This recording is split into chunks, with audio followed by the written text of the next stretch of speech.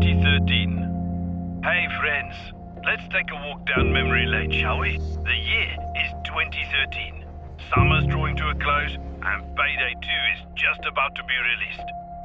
With its roughly 10 heists, depending on who you ask, it stands out and manages to make quite the splash in the gaming world, releasing with all-around good review scores.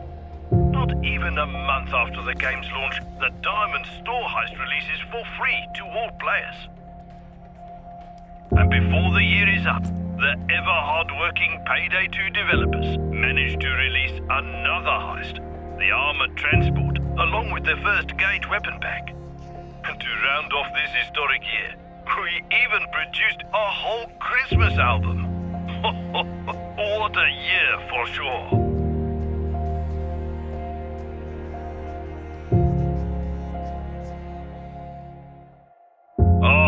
2014 was a packed year for Payday updates. In January 2014, we got our first taste of true infamy in the January Infamy update. A number of weapon packs and mod packs were dispersed over the year, courtesy of our friend Gage. It may feel strange to look back at, but Payday 2 launched without either snipers or LMGs. They were only added later via Gage. Then came the DLC that ruled the recommendations for years to come. The uniquely appreciated Mod Courier Pack. The pack managed to give the obsessive player something extra to search for in every heist. Also this year, we saw the first major collapse, starting off strong with the Hotline Miami heist. Do you know what time it is? And quickly followed by the John Wick character pack, setting a precedent that would follow us for years to come. And when we said 2014 was packed, we really meant it. We had a whole 8 heists this year. 8! Unbelievably, we weren't even done with that. We got our very first female heister, Clover, in addition to seeing the return of Hoxton after the community managed to break him out from his involuntary stay with the FBI. 2015. I would like to think that people will remember all the great pieces of content that came out in 2015. But Dragon, Infamy 2.0, Bonnie, Hoxton's Revenge, Alesso, the FBI Files, Bodhi, and yes, even the extraordinary Point Break heists took a backseat to what's lovingly known as the microtransaction scandal. What were we thinking? Ultimately, it did turn out for the best though. We kept the parts the players enjoyed, removed what they didn't. We also saw the release of the limited time DLC, the Completely Overkill pack. We also celebrated the first ever Payday Con in Seattle, USA, and re-released the Big Bank Heist from Payday the Heist into Payday 2, including the Overdrill Challenge. Oh, and the Point Break heists, that terrific movie collaboration, introduced the greatest addition to pretty much any game ever made. The most important mustache in the industry. Yes, heisters, I'm talking about yours truly. Vernon Locke finally graced the world of heisting with my illustrious presence.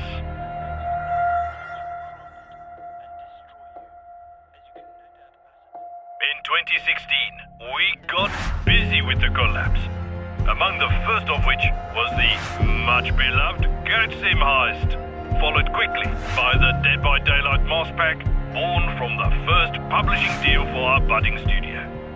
We continued with our love of the big screen, introducing our favorite addict, Jimmy, with the Hardcore Henry heists.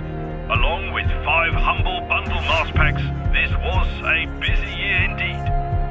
Having collaborated a number of times this year, we decided we needed to release something original and brought Sydney into the world, followed by the Rust character pack and the biker heists.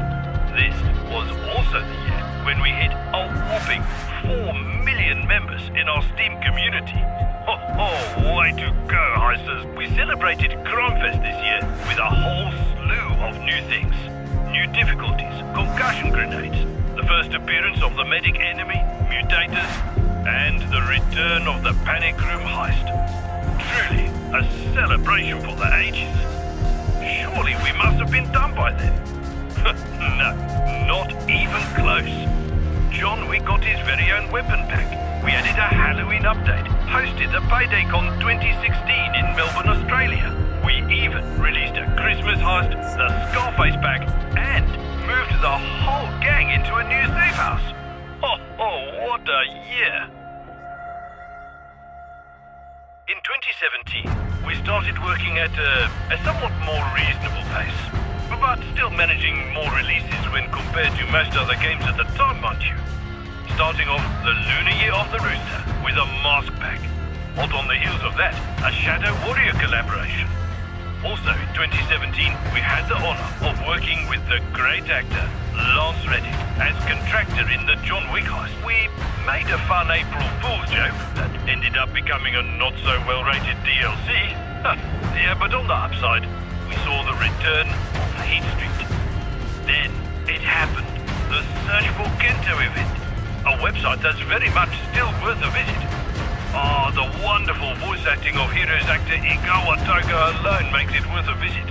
And if not that, well, there's some papercraft guides for those who want some Payday merch on the cheap. It all ended with the reintroduction of the Green Bridge heist, where we finally, didn't quite find out what happened to Kento.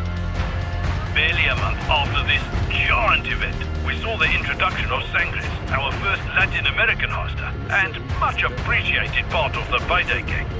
Then we released what would in the end become the Legacy Collection, the Ultimate Edition. Oh, my friends, we had grand plans at the time. Plans that ended in near disaster. In 2018, we released the VR mode for Payday 2. Much to the glee of the budding VR gaming community. We also started the absolutely massive undertaking of unraveling the secrets we had scattered around Payday over the years. Through the search for this elusive secret, we set out to wrap up the previously fractious plotlines and secret clues of Payday 2, finally ending up with the White House heist and some pretty tasty cinematics for those with the perseverance to follow the story to its end. And friends, I'm not too keen on getting shot, so make sure you bring your A-game when heisting that one. In the end, this was a bittersweet year for Payday fans. We saw a lot of iconic and great content that would end up dominating the discussions for years to come. But at the same time, we said goodbye to Payday 2 without a clear successor. 2019. The only good thing about ending the development of Payday 2 was that we could start it up again. This time with a better structure to it and more of a story than ever before. It all started with the border crossing heist in late 2019. It had a brand new price structure to boot. We bundled content available for a discounted price right from the get-go, instead of having to wait for a sale, a model kept to this very day. We named the collection of stories Silk Road. The border crossing heist followed the members of the Payday gang who didn't go to the White House. What were these guys doing while the original gang were off toppling the president? Well, the border crossing heist let us finally find out and established a side-by-side storyline. In 2020, the team hit their stride and really got the ball rolling. We figured out how much content we could release every year and how long it would take, despite much of the team having moved on to developing Payday 3. As it turns out, it was quite a bit. The new model let us release things as they were finished, instead of having to wait for big bundles to be completed. The first year after having restarted production, we managed to release 3 each of weapon packs, heists, color packs, and tailor packs. Even managing to squeeze in the infamy 3.0 update, giving the dedicated player something to reach for. 2021. Following the Silk Road saga, we left the familiar comforts of the US South and went west to the City of Gold campaign. In this story, we met Gao Fong, a former member of the Golden Dagger Triad, who led us to several opportunities against his old employer, so much so that they felt the need to retaliate by kidnapping and torturing our dear friend Vlad. With the help of his brother, we eventually got Vlad back. 2022. Revenge for Vlad is upset, rightfully so. He was tortured and almost died.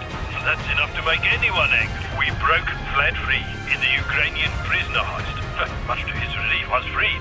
Vlad set us on a path to revenge in the Mountain Master heist. The mountain in this case refers to the penthouse of a West Coast Triad skyscraper. We broke in, destroyed their things and ruined their day. And toppled that hot-headed boss of the Golden Dagger Triad, Yufu Wong, replacing him with a friend of the Payday gang, Shayu. From San Francisco, we returned to the sunny but dangerous USM, where we were introduced to gunrunner Gemma McShay in the Texas Heat campaign. In the Midland Ranch heist, we were tasked with pilfering some prototype weapon and were introduced to Gemma's boss, an aspiring Texas oil baron with a questionable moral compass, Lane Keegan. We hit Sarah's facilities on Keegan's behalf.